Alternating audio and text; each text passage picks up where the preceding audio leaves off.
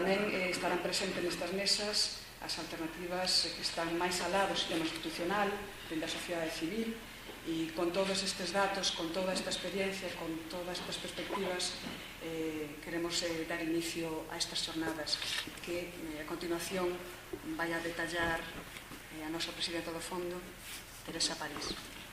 Gracias. Pois, moi bons días a todas as persoas que estades hoxe aquí acompañándonos nestas novenas xornadas.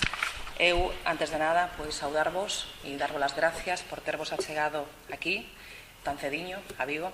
Agradecer, en primeiro lugar, por suposto, ao Concello de Vigo, por ser o Concello acolledor e colaborador tamén nestas novenas xornadas de cooperación dende o Fondo Galego e, simplemente, para poñernos un pouco en contexto, falar de que o Fondo Galego é un dos fondos de cooperación descentralizada que hai a nivel español e que representa, dentro do que somos aquí na nosa comunidade, a máis de 90 axentes locales entre concellos e deputacións aquí en Galicia. Somos unha entidade que xa ten unha andadura de máis de, vamos cumplir casi os 17 anos, xa estamos casi na madurez persoal e institucional e temos xa unha perspectiva que nos permite dialogar de frente con institucións e con terceiros a todos os niveis.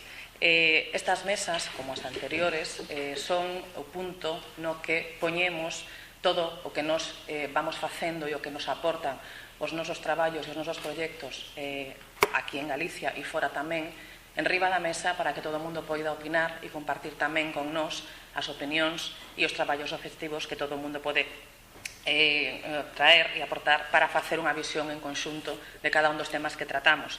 Nesta ocasión, en particular, estas xornadas veñen centradas, como non, polo horizonte do ano 2015, que, como sabedes, é un horizonte no que xa se está traballando dende vai un par de anos cara atrás, porque é un momento de evaluar, é un momento de mirar o traballo feito para atrás, de mirar onde estamos a nivel de cooperación, a nivel de fondos, a nivel de ideas, a nivel de persoas, e de planificar o que ven, pois a mediano e a longo prazo tamén neste traballo tan importante que une a moitísimos países no noso mundo para traballar en conxunto. Nesta ocasión, estas mesas o que pretenden é iso, reflexionar sobre o que está feito e sobre o que temos por diante, poñer o mellor para facer o que temos por diante da mellor maneira posible. Temos en concreto 3 mesas para debatir estes aspectos. Na primeira delas vaise falar en concreto dos propios obxectivos do milenio, fin e principios, como están planificados e onde van, e temos aquí, digamos, 2 seccións. Se falará dos obxectivos do milenio e a Axenda post-2015, os resultados e os procesos que están ainda abertos e un programa mundial de alimentos e os vínculos cos obxectivos do milenio. En concreto, tratar do tema da alimentación. Na mesa número 2, que se chama Influir no global dende o local, temos tamén 2 subseccións. Na primeira se falará do papel das autoridades locais e na segunda os obxectivos do milenio e os procesos post-2015 desde o municipalismo brasileiro e latinoamericano. Despois faremos unha pequeniña pausa para tomar un café e facer tamén un acto importante hoxe aquí, que a entrega dos premios do certame de imaxes con fondo, do Fondo Galego, é a segunda ocasión no que faremos esta entrega ao gañador e despois desa pequena pausa teremos tamén unha terceira mesa na que falaremos de Alén 2015 dos ONGs e os movimentos sociais, o enfoque dos movimentos sociais, o enfoque das persoas e do seu propio traballo. As seccións en que se divide a mesa son o balance crítico dos obxectivos do milenio e o proceso post-2015 e tamén falaremos de máis alá do sistema institucional, as alternativas dende os feminismos e os obxectivos do milenio. Dentro de todo este traballo, por suposto, agradecer tamén ás persoas colaboradoras dentro de OIGADI que están a traballar dende fai uns meses en conquerir ter aquí un programa que poida servos de interés e que poida abrirnos a todos un pouco máis a coñecemento do que é o propio fondo en sí, do que é a cooperación internacional e do que podamos concluir entre todos cando remate a xornada.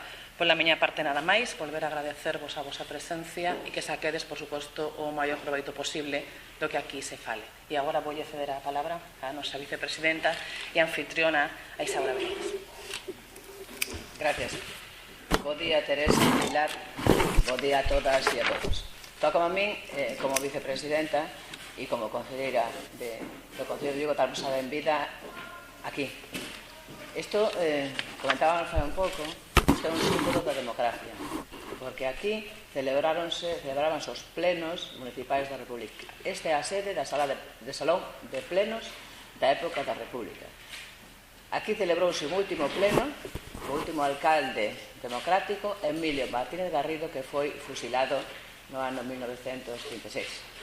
Por eso, eses actos que teñen especial relevancia, celebrámoslos aquí, neste salón de plenos, no antigo Concello que no ano 1970 se trasladou ao edificio onde estamos agora. As cousas nunca surden por casualidade. Se é o Día dos Dereitos Humanos, é un día para reivindicar todos e cada un dos dereitos humanos. Falaba Teresa dos proxectos. Eu acabo de ver aquí 150 proxectos do ano 1997. O suficiente como para pararnos a reflexionar e ver a importancia do fondo.